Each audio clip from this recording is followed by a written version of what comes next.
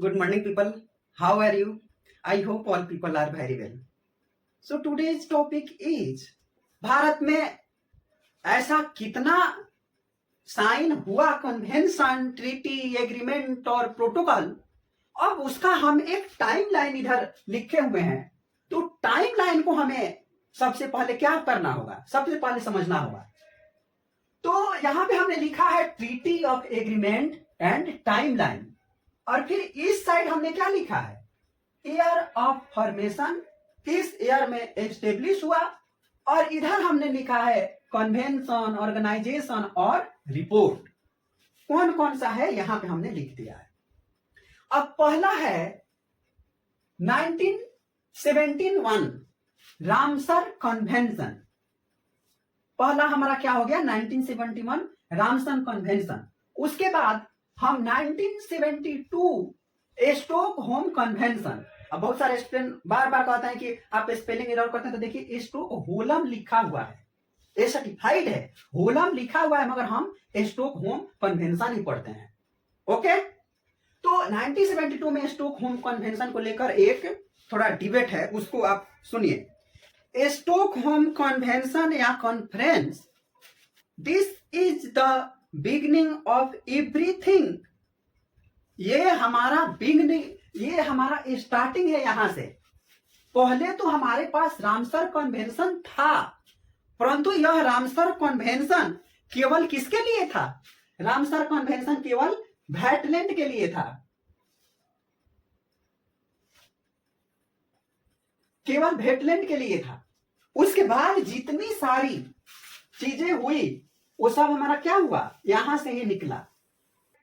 All the international effort जो अभी तक चल रहा है, जैसे climate change, global warming, biodiversity, ozone depletion fight, जो भी शुरू हुआ सब शुरू हुआ था 1972 स्टॉकहोम कॉन्फ्रेंस या कन्वेंशन के बाद ही स्टार्ट हुआ।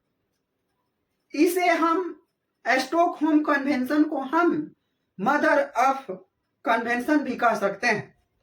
इसके पहले कंट्री में इन सब चीजों पर कभी चर्चा ही नहीं हुई। यह एक बहुत बड़ा इंपॉर्टेंट कन्वेंशन है स्टॉकहोम कन्वेंशन। 1972 में स्टॉकहोम कन्वेंशन के बाद इंडिया में भी बहुत कुछ हुआ। यहां तक कि तब के तत्कालीन प्रधानमंत्री श्रीमती इंदिरा गांधी जी ने भी इस कन्वेंशन के बाद बहुत सारे भारत में काम किए। जो लोग बार बार यह कहते हैं कि 70 साल में क्या हुआ, 70 साल में आईएनसी ने क्या किया, उन सबको मैं एक ही चीज कहता हूं कि जब तक नींव ही नहीं बनेगा उस पर बिल्डिंग कैसे बनेगा। 70 साल में बहुत कुछ हुआ और हमने नींव बनाया, और उसके बाद बाकी जो गवर्नमेंट आई उस पे काम कर रही है। और एक प्रधानमंत्री और एक फाउंडेशन को ऐसे डिक्लाइन करना, यह बहुत गलत बात है। कारवा आगे बढ़ते रहा और उसमें लोग ज्वाइन होते गए, उसके बाद हमारा देश बना। ऐसे कह देना, शुरू से ही खारिज कर देना, उसके पहले कुछ नहीं हुआ, ये गलत बात है। छोड़िए, ये सब अलग बात हो गया। तो जैसा कि हम सब ने यहां पे कहां तक बात किया, हमने बात किया 1972 तक। आगे हम इसकी चर्चा करेंगे बहुत डिटेल में, एक एक हम, ये रामसर साइड हो गया, स्टॉकहोम हो गया, सीआईटी, इस सबको हम लेकर आगे चर्चा करेंगे, परंतु अभी के लिए बस इतना ही है। तो तीसरा हमने बनाया 1973 CITEC। इसका फुल फॉर्म लिखिएगा, convention of international trade in endanger species. Repeat again, convention और international target in endanger species. फिर उसके बाद 1979 में सीएमएस का निर्माण हुआ। CMS means conservation of migratory species, repeat again, conservation of migratory species. उसके बाद यहां पे एक लाइन इधर आप यहीं पे बना लीजिएगा।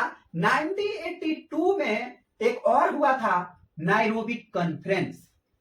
नाइरोबी से मुझे याद आ गया, मैंने नाइरोबी फ्लाई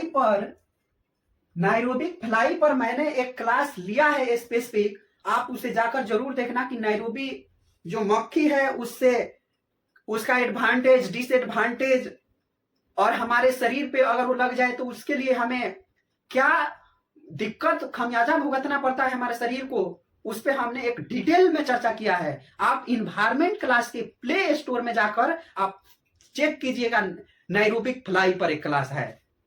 तो यहां पर हो गया। उसके बाद हमने 1985 में वियना कन्वेंशन हुआ और वियना कन्वेंशन के बाद 1987 में मॉन्ट्रो प्रोटोकॉल बना था और उसमें एक रिपोर्ट भी आया था जिस रिपोर्ट का नाम है आवर कॉमन फ्यूचर रिपोर्ट। ये भी उसी समय का है। उसके बाद 1988 में आईपीपीसी वाज सेटअप। आईपीपीसी का फुल फॉर्म लिख लीजिए, inter governmental panel of climate change.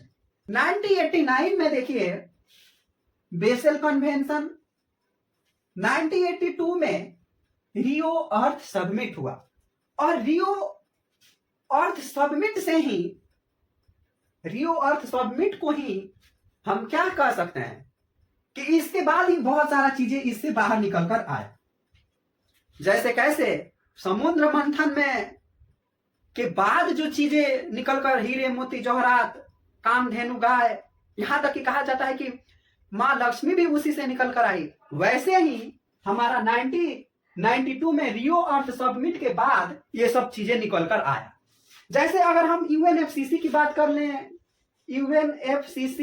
लें, उसके बाद यूएनसीबीडी की बात कर लें, उसके बाद यूएनसीसीडी की बात कर लें, ये सब चीजें वहीं से निकल कर आया। और एक चीज और देखिए, जो हमने नाइरोबी कॉन्फ्रेंस की बात की, ये नाइरोबी कॉन्फ्रेंस के 10 साल के बाद, ये हर एक 10 साल के बाद क्या आता है, जैसे रियो अर्थ सबमिट हुआ तो प्रत्येक 10 साल के बाद ये कॉन्फ्रेंस हुआ था। और इसके बाद और देखिएगा आप 2002 में फिर 10 साल के बाद, 2002 में फिर इसके बाद क्या आया, जोहानबर्ग सबमिट। देखिए यहां पे लिखा भी है रियो 10, 10 साल के बाद ये भी आएगा, आप जोड़ लीजिएगा। फिर उसके बाद जोहानबर्ग के बाद रियो 20 भी आया था, यहां पे देखिए ये भी जोड़ लीजिएगा, ये भी 10 साल ही आएगा। तो हमने यहां तक चर्चा किया था। अब देखिए 1989 में एक और कॉन्फ्रेंस बना था, बेसेल कन्वेंशन। फिर ये तो हो गया था, फिर रियो अर्थ सबमिट भी हो गया था, जिससे यूएनएफसीसी, यूएनसीबीडी और यूएनसीसीडी बाहर निकल के आया था। और फिर उसके बाद हम 1997 में हमने क्या किया था, क्योटो प्रोटोकॉल किया था। उसके बाद 1998 में रोटरडैम कन्वेंशन हुआ। सन 2000 में कार्टाजीना प्रोटोकॉल साइन हुआ। फिर 2001 में स्टॉकहोम कन्वेंशन, जिसके हमने आगे बहुत चर्चा की थी। उसके बाद जोहानबर्ग सबमिट, रियो 10 आगे हमने समझा दिया क्यों कहते हैं। उसके बाद नगोया प्रोटोकॉल कब, 2010 में। फिर 2012 में रियो +20 सबमिट हुआ। फिर 2013 में मिनीमाटा कन्वेंशन हुआ और 2015 में पेरिस एग्रीमेंट हुआ। तो आज हमारी चर्चा यहां तक हो गया, 2015 तक, पेरिस एग्रीमेंट तक। और इसके बाद हम फिर स्टार्ट करेंगे, ये हमारा बेसिक नॉलेज हो गया। फिर हम दोबारा स्टार्ट करेंगे क्या, एक एक कन्वेंशन पर लेकर हम चर्चा करेंगे। जैसे आगे अगर देख लीजिए, रामसर कन्वेंशन हो गया, इस पे हमारा एक क्लास होगा। स्टॉकहोम कन्वेंशन पे होगा, एसीएमएस, ये सब पे एक एक हमारा क्लास होगा। अगर चाहे तो हम इसको 5 लेकर और उस पर हम एक क्लास कर देंगे। तो आप सब बने रहिए हमारे साथ, और जो भी आपका सहयोग है वो हमें करते रहिए, और जो भी डाउट है, स्मॉल डाउट बड़ा डाउट, उस पर आप हमें जरूर से जरूर इस पर चर्चा कीजिए और कमेंट बॉक्स में लिखिए। इसी के साथ आज की चर्चा हमारी यहीं पे रुक जाएगी। आप सबका बहुत बहुत धन्यवाद।